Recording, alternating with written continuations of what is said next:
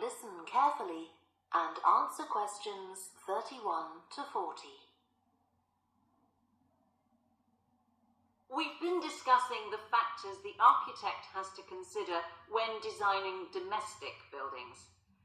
I'm going to move on now to consider the design of public buildings, and I'll illustrate this by referring to the new Taylor Concert Hall that's recently been completed here in the city.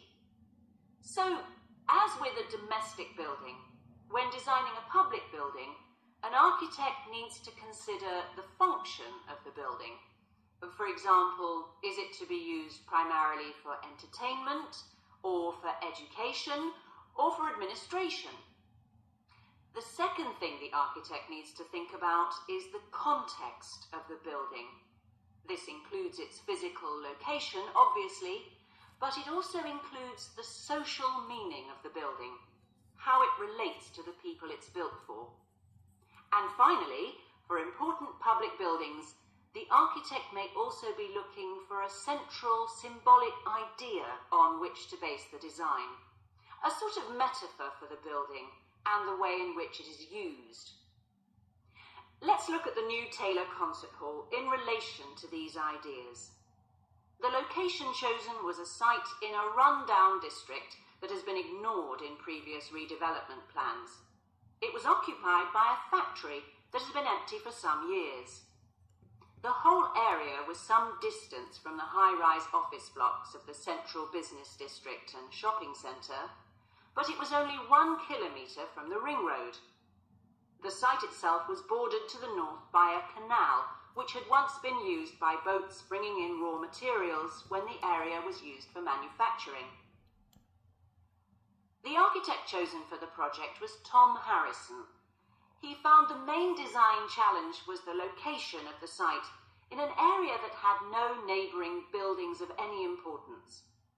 To reflect the fact that the significance of the building in this quite run-down location was as yet unknown, he decided to create a building centred around the idea of a mystery, something whose meaning still has to be discovered. So, how was this reflected in the design of the building? Well, Harrison decided to create pedestrian access to the building and to make use of the presence of water on the site.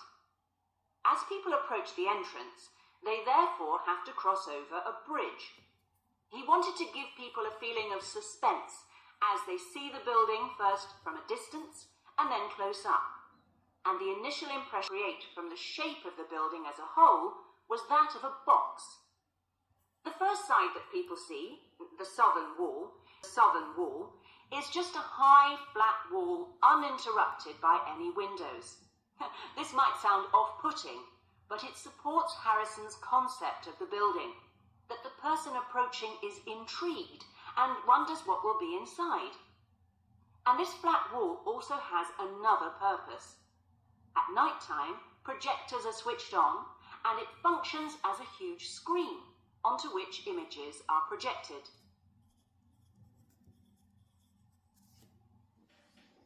The auditorium itself seats 1,500 people. The floors supported by 10 massive pads. These are constructed from rubber and so are able to absorb any vibrations from outside and prevent them from affecting the auditorium. The walls are made of several layers of honey-coloured wood, all sourced from local beech trees. In order to improve the acoustic properties of the auditorium and to amplify the sound, they are not straight, they are curved. The acoustics are also adjustable according to the size of orchestra and the type of music being played. In order to achieve this, there are 9 movable panels in the ceiling above the orchestra, which are all individually motorized. And the walls also have curtains, which can be opened or closed to change the acoustics. The reaction of the public to the new building has generally been positive. However, the evaluation of some critics has been less enthusiastic. In spite of Harrison's efforts to use local materials, they criticized the style of the design as being international rather than local, and say it doesn't reflect features of the landscape or or society for which it is built.